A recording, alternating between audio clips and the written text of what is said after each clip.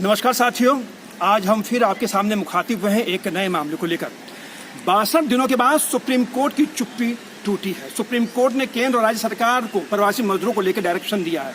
जी हाँ, डायरेक्शन दिया है और बहुत ही चौंकाने वाली बात है, क्योंकि प्रवासी मजदूरों का जो पलायन हो रहा था उसको लेकर केंद्र सरकार की जो चुप्पी थी वो तो चिंताजनक थी ही, लेकिन जिस तरह की सुप्रीम कोर्ट की जो चुप्पी थी वो बहुत ही हैरान करने वाली थी। क्योंकि आपको याद होगा कि छोटे से छोटे मामलों में सुप्रीम कोर्ट जिस तरह से मुकर्रर होता है वो सब जानते हैं, लेकिन प्रवासी मजदूरों के पलायन को लेकर सुप्रीम कोर्ट जो चुप रहा वो लोगों को खलने लगा। इसको लेकर सुप्रीम कोर्ट पर तमाम सवाल भी खड़े हुए। तमाम पूर्व न्यायाधीशों ने सुप्रीम कोर्ट की चुप्पी पर सवाल खड़े किए कि आखिर सुप्रीम कोर्ट चुप क्यों है, क्योंकि मामला जो शुरू में आया था सुप्रीम कोर्ट इसे सुनने से साफ इनकार कर दिया था, लेकिन 62 दिन के बाद सुप्रीम कोर्ट की चुप्पी टूटी है। सुप्रीम कोर्ट ने डायरेक्शन दिया, जबकि आपको हैरानी होगी कि करीब 1 करोड़ से ज्यादा मजदूर, भूखे प्यासे मजदूर, तड़पते मजदूर, जिनमें से कई लोगों की मौत हो चुकी है, वो किसी तरह अपने घर पहुंच चुके हैं, लेकिन अभी भी कई मजदूर जो है रास्ते में अटके पड़े हुए हैं, जो जाने की जुगत में लगे हुए हैं। लेकिन आपको ये भी सबसे ज्यादा हैरानी करेगी कि जो केंद्र सरकार का जो रवैया है वो बहुत ही चिंताजनक है, क्योंकि बॉर्डर पर पुलिस तैनात है, मजदूरों को जाने नहीं दिया जा रहा है। वही केंद्र सरकार जो वोट लेने के लिए जो आगे बढ़ती है, मजदूरों को अपने सिर माथे बिठाती है, लेकिन आज उन्हीं मजदूरों को सड़क पर अकेला छोड़ रखा है। इसी विषय पर आज हमारे साथ बातचीत करने के लिए मौजूद सुप्रीम कोर्ट के एडवोकेट हैं अंकुर कुमार। आइए इनसे बात करते जानने की कोशिश करते हैं कि 62 दिनों के बाद जो सुप्रीम कोर्ट की चुप्पी टूटी है उससे देश में क्या संदेश जाएगा, लोग क्या सोच रहे हैं सुप्रीम कोर्ट के बारे में। जो तमाम न्यायाधीशों ने सुप्रीम कोर्ट पर जो उंगली उठाई है, क्योंकि सुप्रीम कोर्ट की विश्वसनीयता खतरे में है। आइए बात करते हैं। अंकुर, क्या कहेंगे आप कि जिस तरीके से 62 दिनों के बाद सुप्रीम कोर्ट की चुप्पी टूटी है, उनकी नींद टूटी है, अब उनको याद आया कि हमें प्रवासी मजदूरों के पलायन को लेकर कुछ बोलना चाहिए। ये काफ़ी चिंताजनक है, क्योंकि आए दिन हम लोग देखते आए हैं, जब से 24 मार्च से जब लॉकडाउन लगा था तो हमारे जितने भी मजदूर भाई हैं इस लॉकडाउन के कारण काफ़ी ज़्यादा प्रॉब्लम में थे। बहुत सारे इंसिडेंट हुए जिसमें हमारे प्रवासी मजदूरों की जान गई। तो इतने दिनों की चुप्पी काफ़ी ज़्यादा क्रिटिसाइज हुई है सिस्टम में। जितने भी हमारे सीनियर मेंबर हैं, सुप्रीम कोर्ट के जजेस हैं, उन्होंने भी क्रिटिसाइज़ किया है ये स्टैंड देते हुए, क्योंकि ये कुछ ज़्यादा ही लेट हो गया सुप्रीम कोर्ट के द्वारा, क्योंकि इन्हें कुछ पहले करना चाहिए था। इतने टाइम होने के बाद हमारे मजदूर काफ़ी पस्त हो गए, जो कि हमारे लिए, हमारे शहर में आते थे, हमारे घरों को बनाया जिन्होंने, आज उनके लिए कोई सहारा नहीं है। ना तो सरकार उन्हें सहारा दे रही है, ना तो हमारा कोर्ट इतनी जल्दी उनके लिए कोई सहारा की घड़ी पे साथ दिया। आपने देखा हो जो प्रवासी मजदूरों की जो हालत हुई, जो दुर्दशा हुई है, पूरे देश ने देखा, पूरी दुनिया ने देखा। आपको याद हो जो नेता हैं, प्रधानमंत्री हैं, चाहे प्रधानमंत्री, चाहे मुख्यमंत्री, तमाम जो मंत्री हैं, कोई भी सड़क पर नहीं उतरा उन मजदूरों को देखने के लिए। आपको ध्यान होगा कि मजदूर जो है सड़क दुर्घटना मारे गए, कहीं 7 मर रहे हैं, कहीं 4 मर रहे हैं, लोग भूखे चल रहे हैं, लोग पैदल चल रहे हैं। लेकिन उसके बावजूद सरकार का जो नींद थी, जो सरकार को जो एक्शन लेना चाहिए था, आखिर सरकार चुप क्यों रही? आप तो कानून के जानकर, आप बताइए क्या कि सरकार चुप क्यों रही? क्या सरकार को चिंता नहीं थी मजदूरों की? क्या आप सिर्फ वोट लेना जानते हैं? कहीं ना कहीं ये बहुत ही दर्दनाक चीज़ें हुई इस बीच में, इस लॉकडाउन के बीच में। हमारी जो जिम्मेदारी थी, सरकार की जिम्मेदारी थी, वो पूरी नहीं हुई।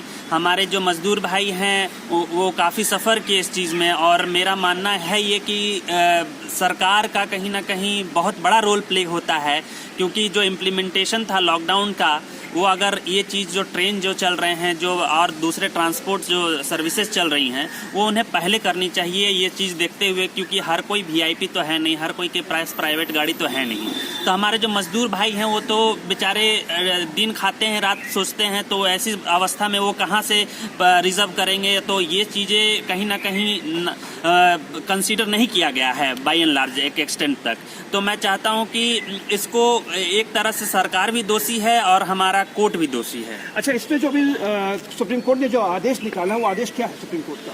सुप्रीम कोर्ट के ने अभी 26 मई को सोमोटो कॉग्निजेंस लेते हुए 4-5 डायरेक्शन दिए हैं कि जो मजदूर हैं उनसे बस का किराया नहीं और ट्रेन का किराया नहीं लिया जाएगा। जो स्टेट हैं वो शेयर करेंगे किराया।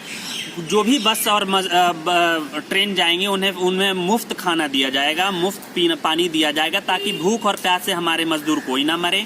जो रजिस्ट्रेशन प्रोसेस है, जिस स्टेट से जाना चाहते हैं, जहां भी जाते हैं, उसे काफ़ी साधारण किया जाए और स्पीड अप किया जाए। हेल्प डेस्क लगाया जाए ताकि हमारे मजदूर जो भी जहां भी फंसे हुए हैं पूरे देश में, वो अपने घर जा सकें, अपनों के साथ जा सकें और अच्छी तरीके से जा सकें। आपने भी टीवी देखा होगा, लॉकडाउन जैसे शुरू हुआ था मजदूरों का पलायन शुरू हो चुका था। उनको कोई समझाने वाला, उनको कोई बताने वाला नहीं था। आपने देखा हो जिस तरीके से उनकी सड़कों पर जो हालत हुई थी, लोग भूखे प्यासे पैदल जा रहे हैं। सरकार कह रही कि आपसे कोई किराया नहीं मांगेगा, लेकिन मकान मालिक का दबाव उन पे था। सरकार ने कहा कि आपकी कोई सैलरी नहीं रोकेगा, लेकिन सबने सैलरी देने से इनकार कर दिया। लेकिन सरकार का जो रवैया था, आपने बॉर्डर सील कर दिया कि हम जाने नहीं देंगे, आपने बसें बंद कर दी हम जाने नहीं देंगे, तो आखिर मजदूर कहते कि सरकार की जो कहते संवेदनहीनता जो सामने आई है, उसकी जवाबदेही आखिर किसके ऊपर होगी? जो मजदूर मरे हैं, जो मजदूरों के संग जो त्रासदी हुई है, उसकी जवाबदेही किसके ऊपर आखिर आएगी?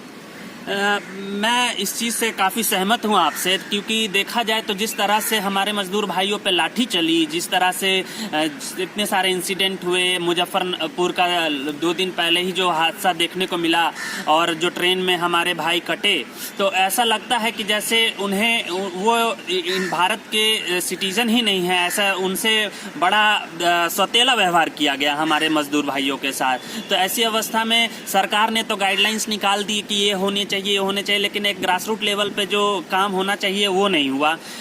उन्हें बहुत लोगों ने मैनिपुलेट किया, जो उनके जहाँ किराए में रहते थे वहाँ पे वो मकान मालिक ने सप्रेस किया, उनसे किराए मांगे, काफ़ी चीज़ें का नुकसान सहना पड़ा हमारे मजदूर भाइयों को। चलिए, आपका बहुत बहुत धन्यवाद।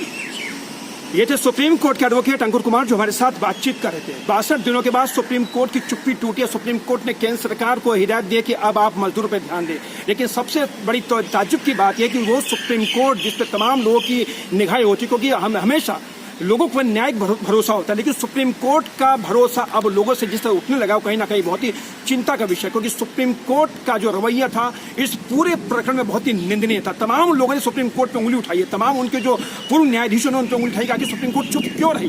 लेकिन जैसे भी देर दुरुस्त है, लेकिन हम देखना कि सुप्रीम कोर्ट के इस आदेश के बाद जो केंद्र सरकार का रवैया क्या होता है। क्या राहुल के साथ सुरेश झा, न्यूज़ नेट, दिल्ली।